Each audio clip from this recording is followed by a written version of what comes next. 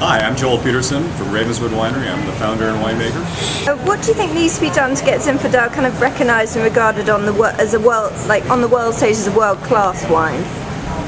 Well, I think that it needs to be made as a world-class wine. Zinfandel has many styles. Unlike things like Cabernet or Pinot Noir, it doesn't really have a European antecedent to be measured against, so it gets to set its own style.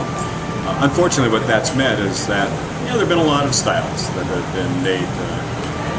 It means that some of them are slightly sweet and fairly alcoholic, lots of oak, and others tend to be drier. So Zinfandel really needs to find its style, and when it's made well, it's really an exceptional wine, which will not only stand up on the table with good food and will also compare with other great wines in the world, but will actually age well. So I have wines that I've made that are from the 80s, early 80s, that I am still consuming and sharing with people to their surprise, I think, mostly, how good they are.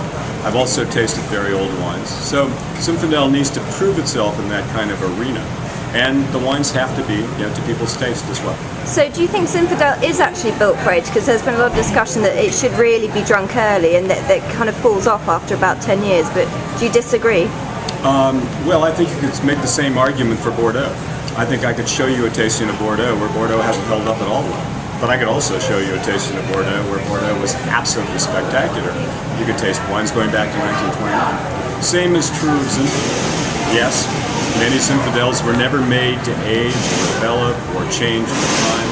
But when you get a great vineyard, made in the correct way, the wines are actually beautiful and do hold up very well. So, it's what you choose to drink. It's and what you choose to make, as opposed to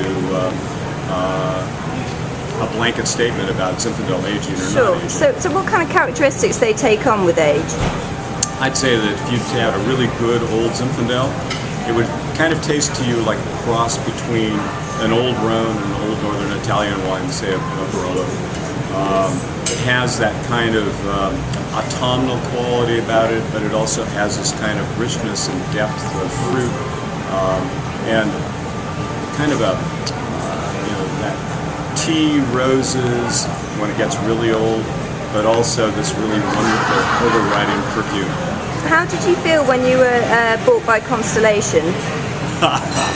Well, I probably wouldn't have sold the winery if it had been up to me, but it wasn't up to me. I had partners, and they were getting older than I was. Do you feel there are more wimpy wines in the world than ever, and if so, why?